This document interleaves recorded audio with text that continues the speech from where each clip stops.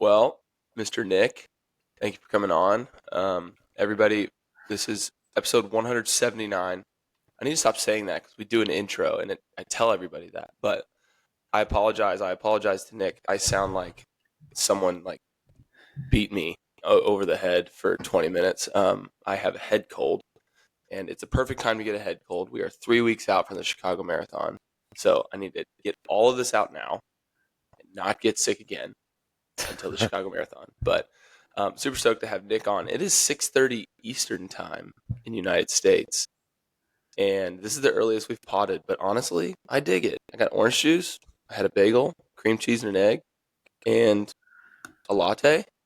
And Chris is over. We're about to have a team meeting after this. So, what could be better? You feel? Dude, the only thing better is to chat with Nick Bester to start the day too. I know. I know. What a Nick, start to the day. Thank you for having me, guys. Yeah, Scotty, Chris, keen to catch up with you guys today. It's 11:30 my side, so I'm a lot more awake than you, and I'm sure before we chatted, you wanted to make this half an hour earlier. So hopefully, I scored you another half an hour sleep. it was just for my sake. My kids wake up at 7, so I got about 20 minutes here. Yeah, And then yeah. I got to Nick, if Scotty suddenly leaves due to a crying child, don't worry, we'll continue on. So we'll see how long his kids sleep. the story is my wife and I are both marathon runners. So she long runs. I'm off work on Fridays, and she long runs on Friday mornings. So Wow. and I have the kids, Amazing. and it's Pancake Friday. So We get as much quality chat in before the little ones wake up. I mean, love it. I've got two little ones, a 4-year-old and a 2-year-old, and Nice. yeah, we had a bit of excitement before we left for school this morning. So yeah, I completely understand. I was meeting a mate for a run, and he met outside mine at 8:10 when he only got going at 8:25. So it sounds like the parent life. 15 minutes later than originally planned, but we did speedier intervals, so made up for it along the way. So all was good in the end. There you go. You can always make up time when it's a workout day. Yeah, true. Exactly. I used to think running and marathon training and getting in sessions was hard before I had kids, and now it's like the easy part of the day. But yeah, I've got two, and two kids feel like 7, so I can imagine Scotty 3 kids must feel probably like 12, or I don't know. Maybe it gets a bit easier after 2. Genuinely, it doesn't change it because like 2 is a party, so it's kind of chaotic, and they're always screaming and yelling. And 3, it's just like another voice in there screaming and yelling all the time. So truly, don't let people scare you to say that 3 is harder. I don't think it's any harder. It's just another butt to wipe and another diaper to change. Lovely. Okay, cool. Yeah. So Pretty the much. jump from 1 to 2 is big, but 2 to 3, it's you may as Really, well. the jump from 0 to 1 is the hardest, in my opinion. Yeah. Because Chris, are you listening? You better get those PBs in now, my man. I know, dude. That's exactly what I'm thinking. So my big like goal and like my like content side of things is like I'm trying to make the Olympic trials in the US, right? And the next cycle is 2028. So I'm hoping like I make it and then I have a kid after that and I don't have to worry about that's like my ultimate running goal, so focusing on that. That's a heck of a storyline, bro. I mean, I've seen moms do it, qualify the Olympic trials with kids. I think you could do it with a kid. Yeah. In my opinion. What time would you have to run out of interest? So 2024 it was 218, sub 218, and now it's sub 216. So it's pretty fast. It's pretty fast. So I have a lot of time to drop. And that was kind of the idea behind, hiring Victor, right? Was to change it up because I was self-coached this spring. I got up to like 200 Ks, so I'm a big mileage guy, but wanted I was like I need to drop a lot of time still, so wanted a different perspective too. So we'll see how it goes. Amazing. How are you finding having a coach? I also actually recently got a coach myself for the first time ever in my 12-year running journey. Yeah, it's been great. I'm not gonna lie, like I mean I got hurt like 6 weeks after I hired Victor, but I think that was just because of the he does things differently, right? I normally did a weekday work 1 weekday workout on Wednesday, so like intervals on Wednesday or a tempo, whatever.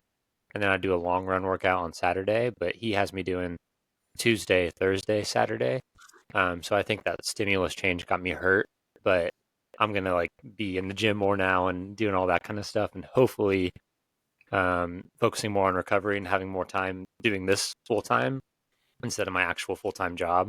I can recover better and be a more professional, quote unquote runner and handle the training. So Heck yeah. Amazing. yeah, we'll see. Well, Yeah, I mean, for someone at your level, like just shaving off a few minutes and intensifying training, to have a full time sort of like corporate job, it's tricky to really try and get that recovery in, be flexible with your sessions and stuff like that. So, yeah, congrats on the new recent lifestyle change, and hopefully it'll help your running. But yeah, what I found as well when I started working with my coaches, he does things slightly differently to what I'm used to. So it caused like a little bit more of like an Achilles flare up. I've always had Achilles issues in the past, but I was like, man, I'd wake up and limp out of bed a little bit in the mornings. Now it was like really bad. So I was like, limping for the first 10 minutes, but tell me to go and run a 30K. I was like, happy days. It's when it warms up, I'm smiling. I'm like, I just want to be out there type thing. So yeah, it definitely was an adjustment to the body. But I think that comes with when you change things up, and hopefully the results will speak for themselves in the future months to come. But I mean, yeah, I've personally loved having a running coach. It's just like having session ideas given to you, having that accountability. It's sort of like when you do it for you and share it on social media and stuff, it's nice for, the people I coach or for my following, and they keep me accountable, but it's nice to have that coach's accountability factor as well. You don't want to let your coach down. So yeah, I'm loving it, and something I wish I got sooner. The creativity side of things is big too with a coach. That's fun to like somebody else's brain. Like when I coach myself, or like in an off season between a block, when my coach isn't giving me stuff, I just think of stuff that I think of. But then when you go back to a coach, his brain works completely differently, and you're like, oh, that sounds actually really fun or really hard, and I would never do that to myself. Yeah, I feel like there's so many like training methods out there, and so many of them work, right? Like so many of them work for different people effectively, but it's nice to sort of like tweak around and change things and be like, okay, sweet, this works really well for me, or okay, no, this is just too intense and not working too well. Yeah, no kidding. Yeah. Well, Nick, before we go into your story, we have a thing here called Rapid Fires. If you're a fan of the Life in Stride podcast, you know what that is. Man, I hate that I sound like this, but You don't sound too bad. You've just woken up. You sound pretty good. It's fine. Yeah, it's not because of just waking up, but I actually feel decent, but I just need to get this out of the way before Chicago. Anyways, Rapid Fires is where I ask questions and you give me answers as succinct as possible, meaning don't elaborate unless I tell you to elaborate. Are you ready? You're ready. It feels like I have that feeling that I'm about to do a race. So go for it. It's not that intense. You'll know by the first question. What flavor of ice cream fits your personality the most? Peanut butter. What is your favorite place you've ever lived? London. What's your favorite running shoe, if you had to pick one? Adidas Pro 4. Why the 4, not the 3? The 4 is a little bit more cushioned, just as responsive. So I feel like it's a bit of an upgrade. What's your go-to breakfast on a normal day, on a normal weekday? Granola with a bit of strawberries and milk.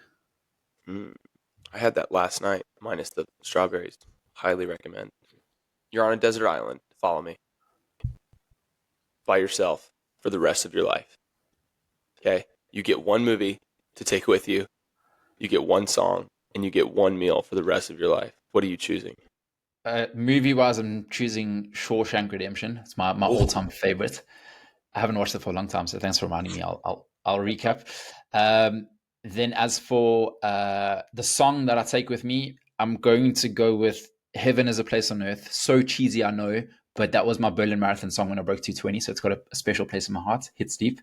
And what was the third question? One meal.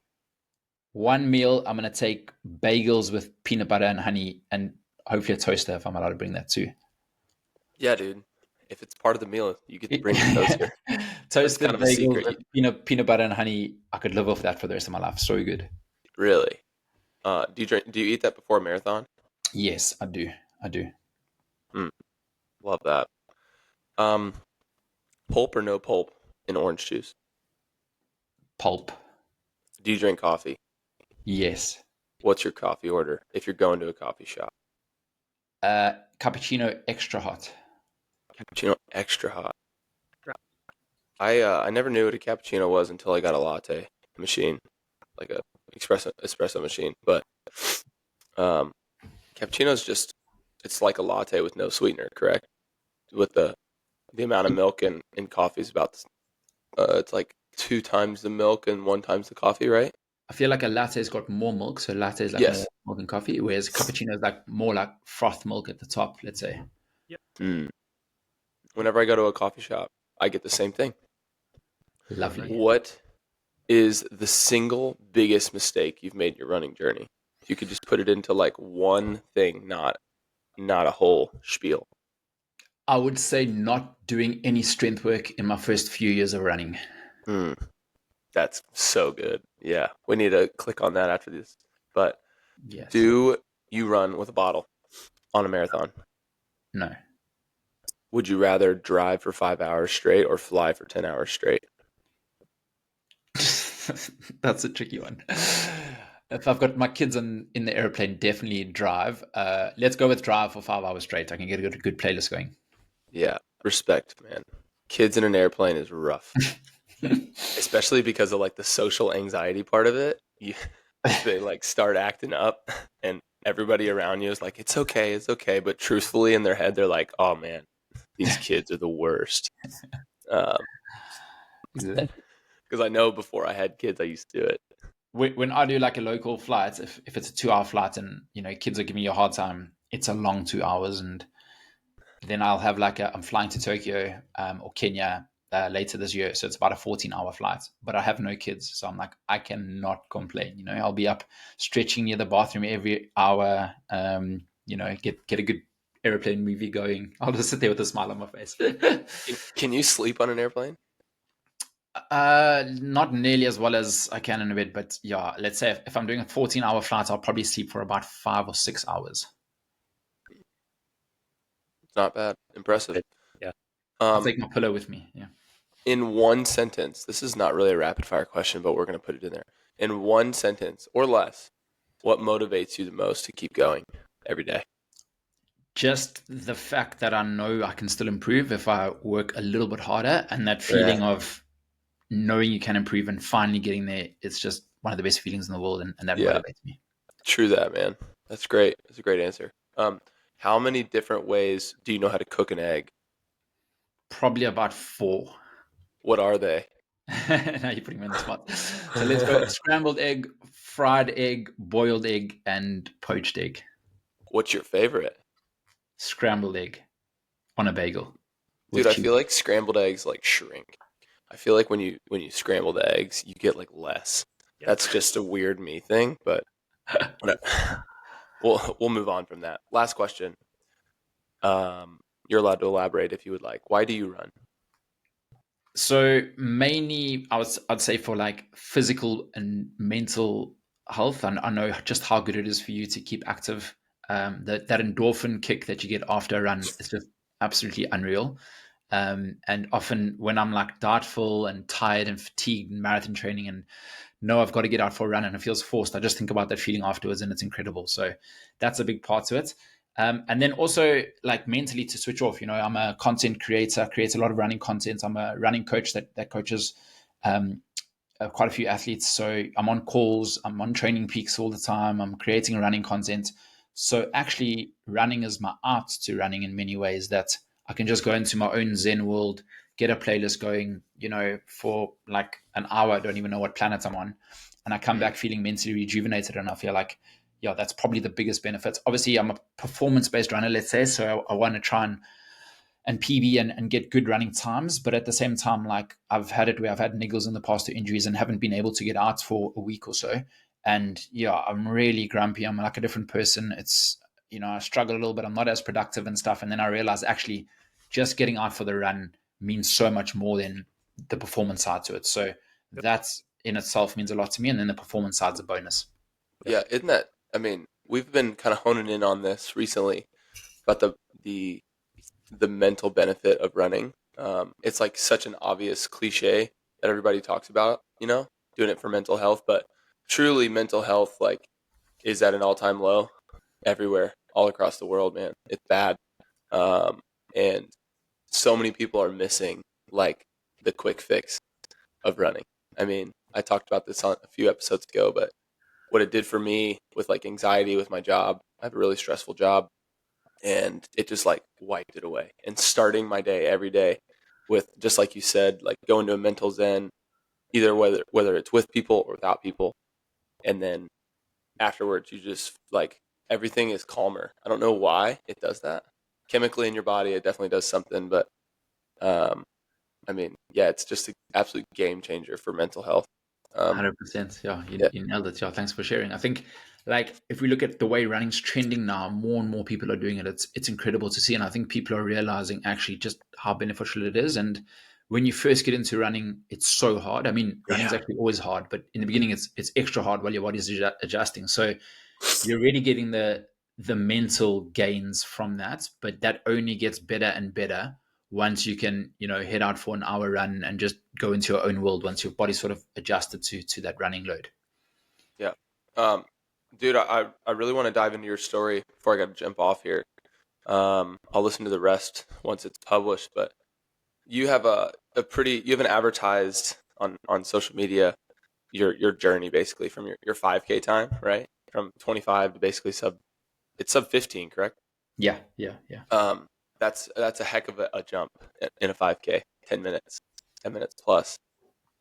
Take us back a bit to you starting, and then if you can work us to where you are now. But I mean, it's just a really interesting trajectory that you've made, and you've made a life out of it. And I'm just really curious of how that went. Sure. So I'll try and summarize it as best as possible before you got to shoot off and be on daddy duties and your day gets started. But pretty much, I'll put it into like 5K context, marathon context times, and when sort of I transitioned into doing it full time. So I started running 12 years ago. My wife, she was my girlfriend at the time. She got me into it. Before her, I didn't really run at all. I did like a season in school of 800 meters, but I wasn't really a runner. I didn't enjoy it. Running was like a punishment. I was at boarding school, so if we did something bad, we'd have to run. So I wasn't passionate about it at all. In fact, I Right. love golf, and I still love golf. So I was like a normal student, drinking, smoking, eating fast food, playing golf occasionally, and I probably weighed like about 90 kgs. So at the moment, I'm about 76 or 75 or so. But I mean, at the time I was normal, I was 20, 22, 23. And then I got into running at 23. And the way we did that, I got into it is because my wife's parents did an ultra marathon in South Africa called the Comrades Marathon. And we went and supported them. They got us up at 4 o'clock in the morning. And I thought it was crazy. I used to get home at that time. And I felt sorry for these people. I was like, this is a choice that they're making, What a And, miserable life. Yeah, exactly. And then I was so grumpy when I had to sort of like, get in the car, get to the start. It was super early. And then when I saw the leaders come through, I was so inspired by them. There was like a helicopter in the sky filming. It was like, a buzz, a vibe. And I don't think I'd ever seen a race in real life like that. And I just sort of like got these shivers in my body. And I was like, these goosebumps. I was like, this is incredible. I have to do this one day. Yeah. And we sort of agreed to do it 4 years later. And yeah, 4 years came around like this, and it's a 90-kilometer race. So just more than 2 marathons. So it's 2 marathons plus a 5K. So we thought we actually should probably train quite hard. And that's when I did my first sort of 5K. So I wasn't a runner before, did 25 minutes and 14 seconds. And like chafed everywhere, between my legs, my nipples were chafing under my arms. Like I wasn't a runner, but I gave it my all. Like I was quite competitive, and that was a good time. Like I was very proud of it, and then I sort of trained a bit harder in the build up to a marathon, kind of winged it a little bit. But I did like maybe a half, maybe 130K, and then did my marathon, and I ran it in 3 hours 17. That was when I was 23 years old. And that was also decent. I think that surprised a lot of people. People like a good time. I don't know what a good time was for a marathon. I thought maybe sub 4, maybe sub 3:30. I wasn't dialed into pacing at all. So to do a 3:17, people were like, whoa, okay. It was downhill, and I did enjoy the downs more than the ups. So yeah, it was a decent time. And I thought, okay, cool. Maybe if I train a bit harder, what can I get? So fast forward like a year later, and I was breaking sub 3 for the marathon. And in 5K, I mean, you make significant gains in the sport from early on. Like you can shred a lot when you get stuck in. So I went from not running at all to running sort of 5 days a week. To running 6 days a week. You get addicted, and the results start coming, and you start feeling better, and you start adjusting. I did zero strength because that's what you did. 0 warm up, 0 cool down. I wasn't really doing interval sessions at the time, but I was enjoying the improvement. So I just did what those around me did. And a year later, sort of broke 20 minutes for 5K and then broke 3 hours for the marathon. So made quite nice gains. And I was like, okay, this is great. If I train a bit harder, what can I achieve? And I'm still in that exact mindset 12 years later. Then from there, I pretty much ran for 3 years in South Africa, and then I moved across to the UK, and then I started targeting marathon majors. I did London Marathon here, and I thought I'd be in about 250 shape, and I ran about 240, 242, and I was like, this is so much quicker than South African races where it was hot, hilly, like I couldn't believe how much support was out there, and I was like, okay, this is cool. Let's target marathon majors. So at that stage, I was on a mission to break 17 minutes in 5Ks as well, and I was on a mission to do it at my local park run, which was Tooting Park. And it wasn't the quickest course, but I sort of built a bond towards it. And I was like, I could have probably done it in a race scenario a little bit sooner, but I was there every week on a Saturday doing this park run. And I was like, sub 17 has to go on this park run. And I promise you, I must have tried about 20 weeks in a row. And then eventually I broke 17. And I was like, once I broke it, it sort of like unlocked a lot more potential in my running. And it was like a ceiling that I almost had to break through. And I feel like maybe a lot of people listening to this can relate, or maybe they're in a similar position where you try for something for so long, you knock it off, and then you start like really working out what works well for you. And you have exponential like rates of development from there. So yeah, that was unbelievable to break 17. It was such a sweet feeling. One of the sweetest feelings in my running journey. And then, I tried to break 2:30 in the marathon at London a few years later. I think this was in about 2021, maybe. And I ran 2:30 and 1 second. So I was 1 second over. I literally, Brutal. I ran. So the way London Marathon works is that there's 3 different starts areas, and good for age entry, I think. So I started different to where the elites and stuff. And you join up after 5Ks, but I was actually leading my start for the first 5Ks. So it felt like I was leading the whole London Marathon, and kids that came out to support were like, here's the leader for the race. So I got so excited, and it felt like I was walking, but I was running way too quick actually. So I went through halfway in just under 72, which is a 2:24 marathon. I was in that shape. There's nowhere I was. And I hit a bit of a wall, obviously hung in for dear life, sprinted down that finishing stretch along the mall and finished and did a 2:30:01. And literally sat next to a tree and just started crying because I was like fighting it for the last 20 Ks. I'm fighting for every second, and to miss it by 2 seconds was a killer. And I got a couple of pictures. The photographers were there taking photos of me crying. I didn't even realize, but I saw it a couple of years later, people saying like, don't make mistakes. And they were using it for different memes. And I was like, wow, okay, that hurt me. But honestly, it was the best thing that ever happened to me in my journey. It like lit up like a fire inside of me. And I was like, I cannot let this ever happen again. Like that feeling was so awful that I was just like, let's train a bit harder. So anyways, built up for Berlin later that year. And I actually got a stress reaction in my tibia. It's sort of my only serious running injury that I've had. And that was just my shin was sore for long, and I was stubborn and just running through it for about 16 weeks straight. And eventually it was like, couldn't do. So I had an aggressive taper, took 2 weeks off before race. They didn't run once. But I'd done quite a lot of good work in the build up. And then at Berlin, I ended up running 2:29 in 50 seconds. So 10 seconds under 2:30. Literally celebrated like, I mean, they have non-alcoholic beer at the end, but it felt like I was drinking tequilas. I was just like smacked. It was 2019. It was pouring with rain afterwards, and it just added to the vibe. So that was awesome. And at that point, I started posting on social media. So I think a few people were sort of inspired, like, as a corporate at that time. I mean, there's lots of quick runners now, but sub 2:30 was pretty decent. Yep. And having done like 2:30:01 and then going 2:29:50, it caught a few people's attention, let's say. So that's the first time I ever started posting on Instagram. And this was about 5 years ago. And I was an investment banker at the time. So I worked as a private banker for a bank here for 10 years.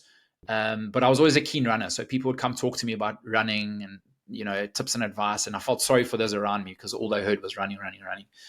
Anyways, then I sort of started helping people around me. They wanted to pay me to build a running plan for them. They're going to pay a coach. And I was like, no problem. I'll do it for you. They were mates. So I did it in Excel for free.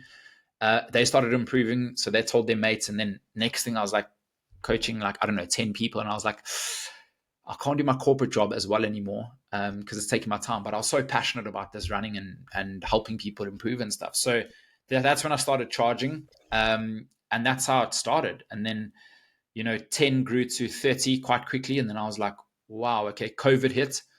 My bank offered a redundancy package where you got X months of months pay if you leave now, and I was like, this is my golden ticket to pursue my passion. Like, let's go for it. If I didn't take it, I probably would have been booted out the door in any case, to be honest. I was like, I've got no choice, like sink or swim. I was in corporate for 10 years, so I was super, it's all I knew. I was super scared to take this on. Went full time into running coaching, and a few people lost their jobs. So running coaching is a luxury, so they stopped. Races weren't going ahead. So the first year was an absolute struggle. I was doing blog post after blog post, posting on Instagram. I think, at the moment, at that time, I probably had like a couple of thousand followers, if that. And you know what it's like. No one's going to watch a YouTube video with no views or look at a post with no likes and comments and stuff. So it's hard in the beginning. But then, people started doing better after about a year or so. And, races went ahead. People got jobs again. And then I was like, almost went back into corporate because I was struggling on the running coaching side.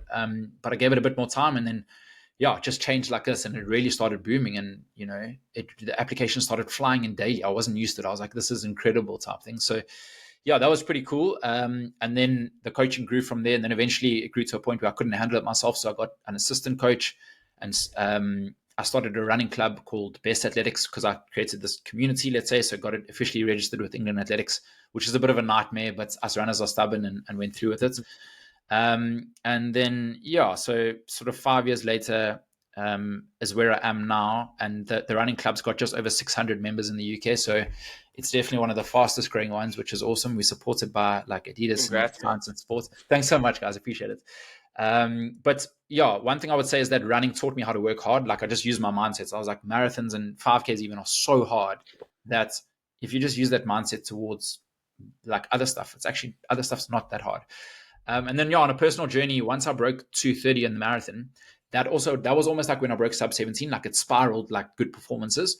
So COVID hit. I trained pretty well in COVID. There were no races. They put on a marathon for like elites and sub elites. So I think I just scraped into that. It was a loop in Wales or just outside Wales, the Cheshire Elites Marathon. And I think he did about 8 or 9 loops. But I ran 2:24.04 there. I thought I could maybe run 2:25. So that was awesome. And then I was like, okay, what next after 2:24? I was like, you have to go for a sub 2:20. Yeah. And that's when sort of my sub 2:20 obsession started, let's say. So I went for it at London the year after. I wasn't in shape. To go from 2:24 to sub 2:20 is a massive jump. So I went through halfway in just under 70, so on track, and then hit the Great Wall of China, finished in 2:33. And London, I love London Marathon so much, but it's never gone well for me. But I'm going to keep having a crack until it does. And then after that, I ran Rotterdam in 2:20.59. So I was like, okay, we within a minute now. This is good. I was on track nicely there. Hit a bit of a wall. Then I ran Berlin later that year in 2:20.08 seconds. And that hurt like hell. That was probably similar to my 2:30.01. Like, I was just, on that blue carpet at Berlin, that clock was just ticking, and I gave it all I had. And 2:20.08 seconds is a phenomenal result, but it's like was a sick joke as well, because I'd done this whole YouTube build up, like to break 2:20. Of course. Yep. So that was my second attempt. And then, I had a kid, and then it got a bit harder. And then I ran at Seville the next year. I ran 2:21.27. And then I went back to Berlin and I ran 2:22.40. Oh, no, sorry. I ran 2:22. And then I ran Manchester and I ran 2:22.40. Basically, so I had 7 attempts at breaking 2:20, and I had run, apart from London, I had run between 2:20 and 2:22. And then Berlin Marathon last year, the stars just aligned, baby. Woo, I'm still buzzing. So, I mean, at the time of listening to this, it'll probably be a little bit after, but Berlin Marathon's this weekend. So I'm literally reliving like every minute of it. And finally managed to break 2:20 there in my 7th attempt. So I ran 2:19.45. And that was the highest high that I've ever had, because I had 7 attempts, had gotten so close. I had 2 kids at the time, so I was going in the opposite direction. And I thought, there's a reality it might never happen. And man, it was so awesome to bag it. And I think, yeah, at least this podcast will be published after Berlin. But if I was doing it this year, I don't want to mess with runners' heads. But, it's 25 to 26 degrees. It's looking very warm this weekend. Yep. And I could be in the shape of my life. But in that weather, there's no ways I'd break 220. So I'm just so happy I took the opportunity and yeah, buzzing from there. So from here, I'd love to run maybe like a 219 at Valencia. I'm doing Valencia, and then maybe like a 218 at Tokyo. But the margins have become so tight, so we'll see. But yeah, loving it, and enjoying the coaching. I'm very active on YouTube. I do like a YouTube video a week. The club's in a good space. I've got 7 coaches, assistant coaches, who sort of like work together on a team. So yeah, it's been a phenomenal journey. It keeps me super busy, but yeah, us runners are stubborn and on a mission. So yeah, grateful, and I can't complain. So very happy. The corporate banker Nick, let's see, 6 years ago or so, would he have expected this, and what would he think of where you are now? Would he be proud of you? Yeah. 100%. Sometimes I have to pinch myself. It's surreal. I think, you're always striving for more. It's like running. You get a result and you move on so quickly. Sometimes you just got to take a step back and be like, it's awesome. Sometimes you get moments where like Adidas highlight you at a global summit or something, and you just, it's an incredible feeling. And yeah, thanks to everyone who's been part of the journey. But just going back to that corporate day, I was like I was a junior bank at the time, and when I would speak in a team meeting, no one would really listen to me. I wasn't good at my job because I wasn't passionate about it. I sort of didn't gel with a lot of the team around me and stuff. So I wasn't able to unlock my potential. I sort of believed, but I never knew what my potential was. So, if that didn't happen, I would probably have never known, ever. Yeah, there's something powerful about pursuing your passion. That it's another cliche thing that people are like, yeah, I want to quit my job and pursue my passion, just like you and Chris have done, right? But there's something to be said about using passion towards a job. It is a total unlock. I mean, when you actually love your job and you wake up with a smile on your face on a Monday, no one does that. I own a landscaping business, like I said, and I go into suppliers on Monday mornings and to pick up materials or whatever, and I'm like, how you doing, man? And they're always like, it's the worst day, man. I hate Mondays.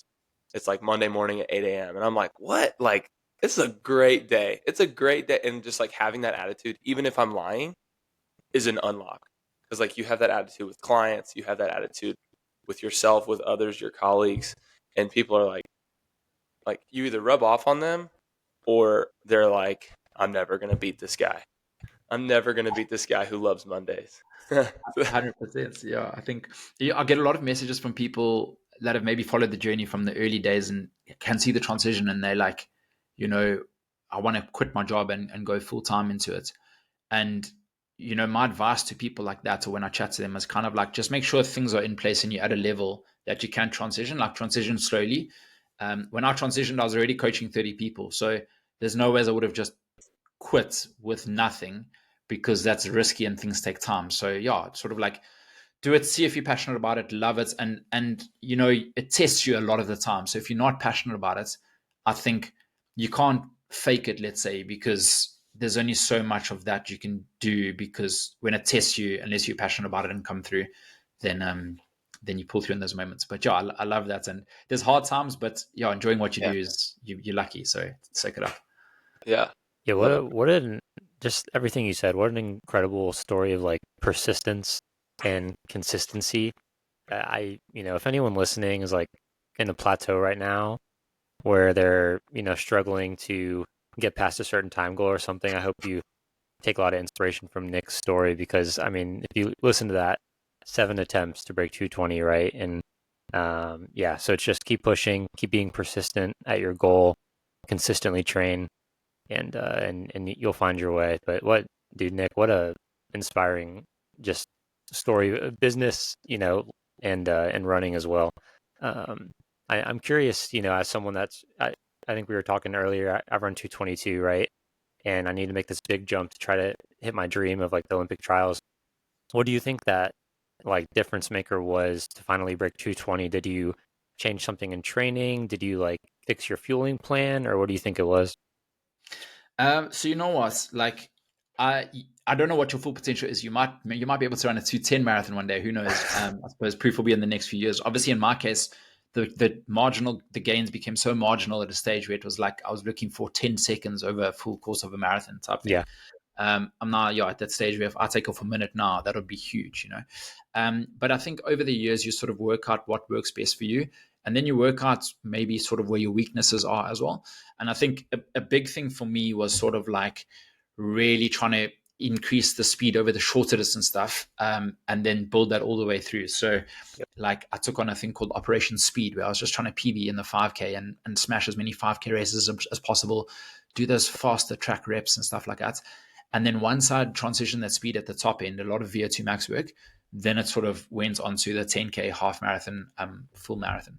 So yeah, I think one thing about marathon running is you learn so much from each block and from each race.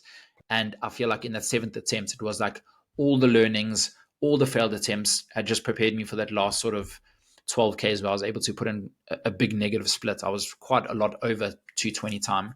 But then it just hit me with 12Ks to go. And I was like, I've prepared for this moment. So yeah, don't underestimate how much you can learn from each race. Obviously, a lot of stuff, the races that don't go according to plan, you learn more from. But it's important not to like dwell on it and take the positives and move forward. Yeah, yeah, absolutely. And I like what you said about the speed block. That's exactly the method that I'm taking. And I suggest anyone that maybe is on a plateau or wants to reach that next jump in the marathon is like if you get your 5K type speed, at a higher level, in turn that hopefully will make your marathon pace or your goal marathon pace feel a little smoother, right? That's the idea behind it. So yeah, I love that you said that because that's exactly what I'm trying to do, and I recommend that to anyone listening. It's a good route to take for sure. I'm curious. So, do you have any like key workouts before peak marathon that like indicate I'm in really good shape? Like, do you have one or two in particular that you like to hit?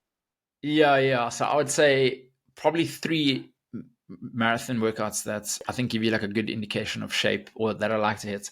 And I didn't do the biggest beast in my last London Marathon block, and race day went not well at all for me. So I'm like superstitious now, and I'm like, okay, I have to get the session in. So that's the biggest session that I do in the training block is 3 by 10K, um, starting off at around just slower than marathon pace, sort of at around marathon pace, and then even a tiny bit faster than marathon pace for the last one. So you're banking like 30 Ks of running volume at almost marathon pace, at least marathon effort, let's say. And often I can find that to be like harder than race day because it's like Yeah. 30 Ks of volume is a lot on fatigued legs without a taper. You don't have a crowd. And I always like count down my days or weeks till the marathon, but then weeks until my 3 by 10K session because it's like, Yeah. it's almost just as tough. But it's good to put your body and mind through that simulation because race day, is really hard as well. So as long as you recover decently from that effort, like you're giving yourself a really good chance. So that's one of them. And I would say your recovery in between is probably like a 1 kilometer float in between. And yeah, you can add up what you did for that 30K, sort of average the pace, and that's probably close to what your marathon pace will be on race day. Another one is 4 by 5K, so really a session that's probably not as tough because that's 20K's volume, Yep. but such a sweet session. I love finishing it off with like a park run as well, or like even like a 5K race or something like that, where you just have a bit of competition and people for the last one. But Yep. once again, probably starting at just off marathon effort, building into marathon efforts, finishing faster than marathon efforts. 20K's worth of volume, 1K floats in between. You add that up, also gives you a good indication. And then you can also use that workout for a half marathon, I find as well. Okay. It's really quite a nice workout. And then the last one I would say is doing a half marathon in the build up to your actual marathon. So anything from like 7 weeks out up until about even 2 weeks out or so, I found to be okay. And that gives you a really good indication of shape because, sessions are great and they you need to do them, but there's nothing quite like racing. And in a half marathon attempt, there's no floats or recoveries or rests in between. It's like, boom, you practice your fueling and there's no hiding. So whatever your time is there, you can sort of work out, okay, cool, I went in fatigued, but this was my time. So this is what I think I can do for the marathon. And that gives you quite a good indicator. Yeah, yeah. I think it's really important to do like a tune-up half just so you know exactly like what pace do I need to be going out in my marathon? What kind of shape am I in right now? Because you can really judge marathon fitness pretty well off of half marathon fitness. It doesn't always go exactly how you want it to on marathon day. There's a lot more obvious things that can go wrong on marathon day, right? With fueling and all that, but cramping, whatever. But yeah, it's important to do a tune-up race. I 100% agree. You mentioned park runs. Dude, I wish we had the run culture in the US that the UK has, because you guys got the park runs, and then something I'm super jealous of is the club system that the UK has. I think that's like just so conducive to like just get people involved in the sport, and then like it just has like racing opportunities for adults, maybe like on the track, cross country, that we don't have here. I'd love to get back on the grass. I haven't ran on the grass since college, you know. So I love the UK run culture. I think it's like a super awesome setup that you guys have there. It is. It's massive. Eh? Like also just the magnitude of runners and good runners in competition here is unbelievable. Like if you go to Battersea Park and do the park run there, on average there's like over 1,000 people, so like 1,000, maybe 200 people or so doing a park run, and you know there's probably like a good couple of 100 going like sub 19, sub 18, and you know that's phenomenal running. So yeah, the level of competition is amazing. I think probably a lot of it stems from the cross country. I mean, I've never really done it, but I'm doing this season. So yeah, never too old, never too late. I promised my coach, the deal I have with him is that I'll do four cross country races for his team. So I don't think it's my strength, but I think it'll help me with you know my roads and what I really enjoy and stuff. So that cross country competition team environment here is massive, and then obviously that stems through to like the park runs here are huge, and I think they're starting more and more in the US. I know they've just had a few in like New York and stuff like that. Yep. So I think it's probably a matter of time before it starts really kicking off there. But yeah, it's just a great way to start your Saturday morning. Like if people want to give it a good go, they can. If people want to jog and enjoy it, the social side, they can. It's like, I find it to be a really good way to like build in like a workout, and, you know, maybe you do a bit before, but after my YouTube vlogs, when I do a park run, you know, I think a lot of people can relate, and those tend to get the most traction as well. So, you know, it's good for the business, and I enjoy it. I'm getting a good workout out of it. And then as far as races go, the racing scene here is incredible. Like you can almost pick a race any weekend, any distance, go onto the more popular race websites here, and you'll find one to work for you. And they get sold out so quickly. So it's like the demand's through the roof. I mean, I host a race series myself. I host 4 races, and it's amazing to see like how popular they're becoming over time. And yeah, it's just, I encourage it. It's awesome. Yeah, I think didn't like 1 million people sign up for London 2026? Well, I think 1.3 million. So I think the last 3 years have been like 500,000, 900,000, and then like 1.3 million. Imagine the next 10 years is going to be crazy. Yeah. I mean, people listening, like you need to understand, like running is in a boom that it's never seen before. It's like, and it's really amazing to see. Like, there's so much run content out there, and I mean, it's a beautiful thing. Like running is, again, so good for mentally and physically. So it's awesome to see that many people signing up. Obviously, that means you got to level up to get into races, right? Like the Boston Marathon.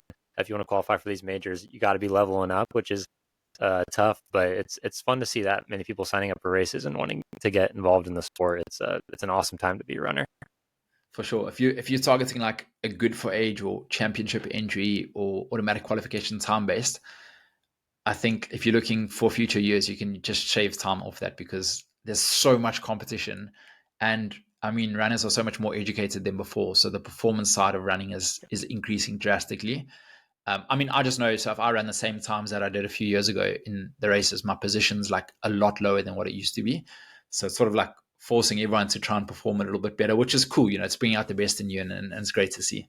Yeah. I'm curious, real quick. You live in London, right? I used to live in London. So I lived in London for 8 years. I've just moved to Winchester just over a year ago. So I'm in like the countryside. Yeah. Oh, okay, cool. How's the training there? It's amazing. So like it's different to London. London, obviously, you go to like a Battersea Park or Hyde Park, and there's thousands of people all the time, which is quite nice in a way because it holds you accountable and you see people and say hello to them and stuff. This is different. This is like I see a cow and a sheep and a horse on my morning run, you know? So it's properly countryside. It's not too far from London. It's about a 50-minute train into central London, so quite quick. But really good for like training. It's a lot more undulating, let's say. London's pretty flat, so it's hard to find hills there. this is tougher. And I think that's a big reason why I was able to break 220 as well, is because the training was tougher this side. So I was trying to hit my marathon pace on an undulating route here, which was a lot harder. So you go to a flat Berlin and you end up flying. So that's been cool. I feel like running here is more like naturally beautiful in a way, because it's like running at its natural finest. But running in London is also such a vibe because there's so many people. So it's like two different extremes. It's good in both ways. Yeah. We're in Louisville, where we live, is like a medium-sized town. I guess there's like 1 million people Okay. in the suburban area, and me and Scotty, who was the other host that was on, me and him live kind of in the outskirts of town. So where we run, it's pretty quiet out here. But when we go for our long run on Saturday, we go to the main park here, and it's just like it's packed, and we love that. We love, we meet up with like 40, 50 people on Saturday, and it's so sometimes it is good to like, yeah, have that solace and a quiet area to run. But yeah, sometimes, you need that big group, and it's just like it's just so much fun, running with people and being around other runners and people that are outside. So yeah, it's It good to helps have a a lot. mix of. When you're suffering alone, it's like a different kind of suffer. When you're suffering with other people, it's not as bad. It's weird. It's like naturally a Yep. human thing. But what's your training conditions like? Is it hot, hilly, altitude? What's it No, like? it's so we have all the seasons here. So Okay. summer is brutally hot, super humid. It's like pretty similar to the conditions they have in Tokyo right now for the World Championships. That's how summer is like here. And then yeah, fall and spring are really nice weather, like good marathon running weather. And then the winter, it's pretty brutal. We get decent amount of snow, stuff like that. So yeah, we have all like full on all four seasons here. So overall, it's good though. I can run outside like pretty much every day of the year, besides maybe a couple I have to go on the treadmill from the snow and the cold. But yeah, it's fine. No altitude or anything, and it's hilly too. But it's good training here. There's a lot of awesome parks, stuff like that. So Nice. um, I have to come yeah, visit sometime. yeah, it's good. Now that I went full time, I'm tempted to move to Flagstaff or something, but I don't think our family, all my friends are here, so that'd be hard to leave. Maybe you can do like a 2-3 week training camp in there Yeah. in prep for Houston when the body's firing on all cylinders. Like your important weeks, go smash out there. It might help you level up. You never know. Yeah, we do have some connections in Flagstaff for sure. I could stay with. I didn't even think that I could do that now. That'd be cool. Cool. I'm curious. You're 35 now. What's the next 5 years look like running wise for you? Are you still chasing PR in the marathon, or what's in your head for running in the Yeah, next for 5 years? sure. So I'm 35, which you know what? There's like I always say, there's a thing called like your running age as well. Yep. And I've been running for 12 years, so I've been smashing my body for the last sort of 10 years with structured workouts every week. I'm talking like I've probably only missed like maybe I don't know, under 20 track Tuesdays in the last 10 years. So eventually it's got to take its toll on your body with, the pounding and impact and stuff. But I'm still feeling really good. And I think my best years lie ahead of me. And I really can just feel like I can level up from here. So I'll give it all I've got. I've probably got about another 2 peak years of running, I would say, at like peak performance, to try and go from like 219 to 218 to 217 to maybe like 216 or so. Mhm. That might be a bit too much to bite off, but there's only one way to find out, and that's to give it your all. So we'll see. So yeah, Valencia is my next main marathon goal, and then Tokyo. And one thing I've realized with me is that I fly in cold conditions. In anything slightly warmer, like I mean, a lot of people struggle, but I really struggle. And Valencia's, it's probably like between 13 and 15 degrees Celsius. So it's not cold, but it's not too hot either. But I know Tokyo has had a history of either being hot or cold. So I'm really Yep. hoping Tokyo is a cold year. And that'll, give me motivation to really try and make significant gains. I think if it is like a freakishly cold year, then I think I can put in a big shift there. So yeah, I'd like to PB across all distances. Actually, in my 5K, I PB 2.5 years ago, and that's 14:34. Right. And this year, I ran 14:36 twice, so I was 2 seconds off my PB. And I was like, man, within tasting distance, and you'd think I could just find another 3 seconds there, but I couldn't. But I'm excited because winter's coming, and with cold weather comes faster times. Yep. So I'll see if I can sort of break that in the winter, and then sort of run a faster marathon. So that's my goal for the next 2 years, is to just PB across all distances and keep on going. And then I'd like to maybe make a return to Comrades Marathon, which is the ultra marathon that got me into running in the first place. Awesome. When I'm ready. So it's the 100th edition, not next year, the year after. So that's very tempting. But obviously with that comes a lot of training, undulating, and it's hard with the kids. But I feel like with the kids, they'll be a little bit older, which will get a bit easier.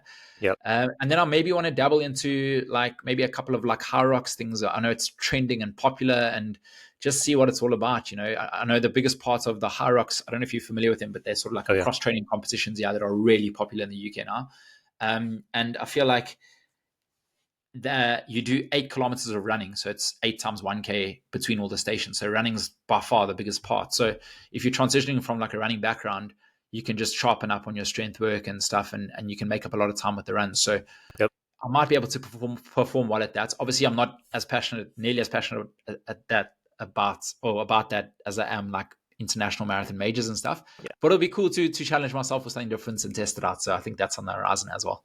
Okay, cool. Yeah. We've had a couple people that are like professional Hyrox on here too. We're just trying to like learn about it, because there is like a running aspect for sure, and it seems like people that run marathons are also mixing up with Hyrox a bit. So we're trying to learn more about it, and it's a cool space for sure. It seems like a good community, so we'll see how much it grows. That'd be super interesting to see you in it, because we haven't really seen like a really, really fast marathoner.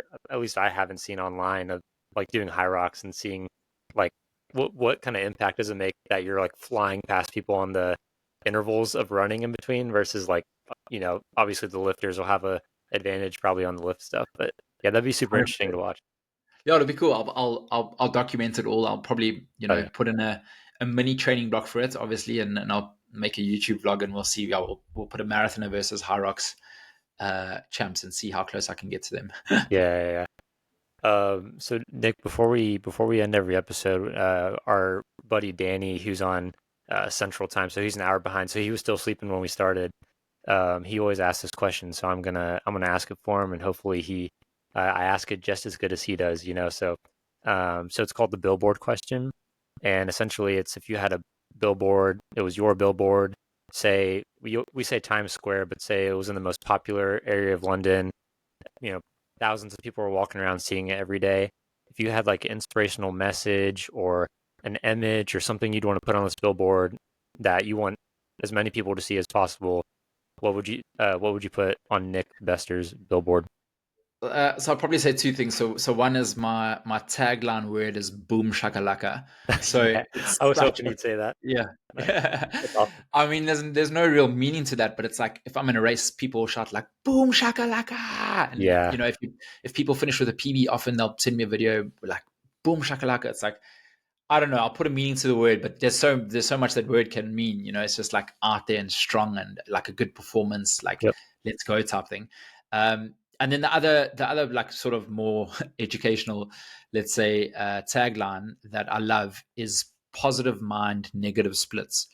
And I think like that can relate to a lot of runners where just try and stay positive, try and run those negative splits, and inevitably you're giving yourself a good chance at a good race. Yeah. Love both of those. Yeah, I thought you might say boom shakalaka, but the other one's great too, especially that positive mindset late in the race when it's getting tough. Always important. You can get a second wind, whatever. You gotta stay positive late in the marathon.